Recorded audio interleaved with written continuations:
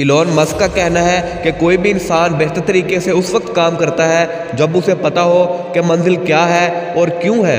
जब 2020 शुरू हुआ था तब अमेज़न के मालिक जेफ बेजोस इस दुनिया के सबसे अमीर इंसान थे और उसी वक्त उनकी नेटवर्क थी 113 बिलियन डॉलर्स और इलॉन मस्क की नेटवर्क थी 27 बिलियन डॉलर्स। लेकिन 7 जनवरी 2021 को 3 सालों से नंबर 1 रहे जेफ बेजोस को पीछे धकेल इलॉन मस्क दुनिया के सबसे अमीर इंसान बने।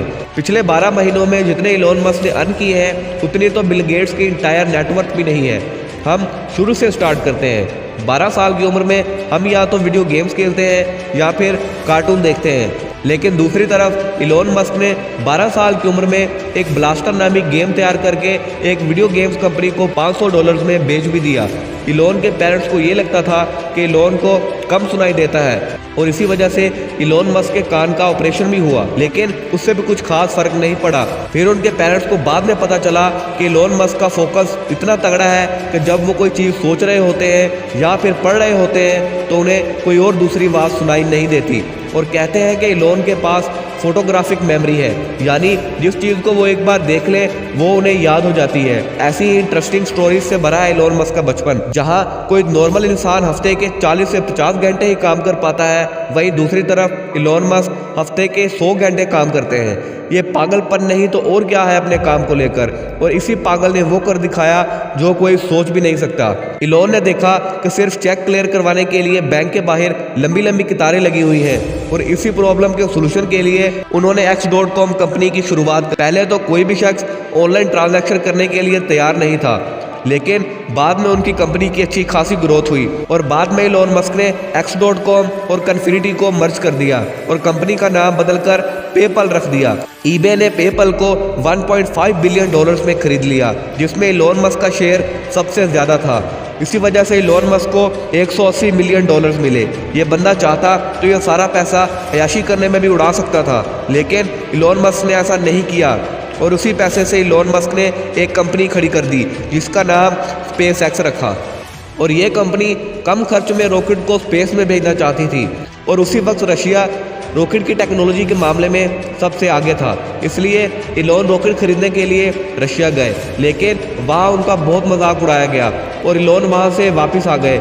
लेकिन आते आते अपने साथ एक जिद ले आए कि रॉकेट तो अब मैं खुद बनाऊंगा। इलॉन ने किताबें पढ़ कर और एक्सपेरिमेंट कर करके फाइनली अपना पहला रॉकेट लॉन्च कर दिया। वो रॉकेट थोड़ी सी ऊंचाई पर जाते ही ब्लास्ट हो गया। ये बंदा रुकने वाला नहीं था। इलॉन मस्क ने 2 बार और ट्राई किया और दोबारा से फेल हो गए। ऐसा लग रहा था जैसे नाकामी इस बंदे का पीछा छोड़ने को तैयार नहीं, और साथ ही साथ इलॉन मस्क की सब फंडिंग बंद हो गई और अब बड़ी मुश्किल से इलॉन मस्क के पास एक रॉकेट लॉन्च करने के पैसे बचे थे और इसने यही किया। इलॉन मस्क ने आखिरी ट्राई की और अनफॉर्चुनेटली वो कामयाब रहे। उस कामयाबी की वजह से इलॉन मस्क को नासा की तरफ से $1.5 बिलियन का कॉन्ट्रैक्ट दिया गया, जिसने इलॉन मस्क की डूबती नैया पार करा दी। और इसी पैसे से इलॉन मस्क ने एक और कंपनी स्टार्ट की जिसे हम सब जानते हैं, और ये कंपनी इलेक्ट्रिक कार बनाने की वजह से मशहूर है। इस कंपनी का नाम है टेस्ला। और कहते हैं कि फेलियर सक्सेस का ही एक पार्ट है और यही फार्मूला हमारी लाइफ में भी अप्लाई होता है। चाहे कितनी ही मुश्किलें क्यों ना हो, जितनी बार भी फेल हो जाए, हार नहीं माननी चाहिए। अगर ट्राई करते रहोगे तो कुछ ना कुछ हासिल कर ही लोगे, लेकिन अगर छोड़ दोगे तो कभी आगे नहीं बढ़ पाओगे।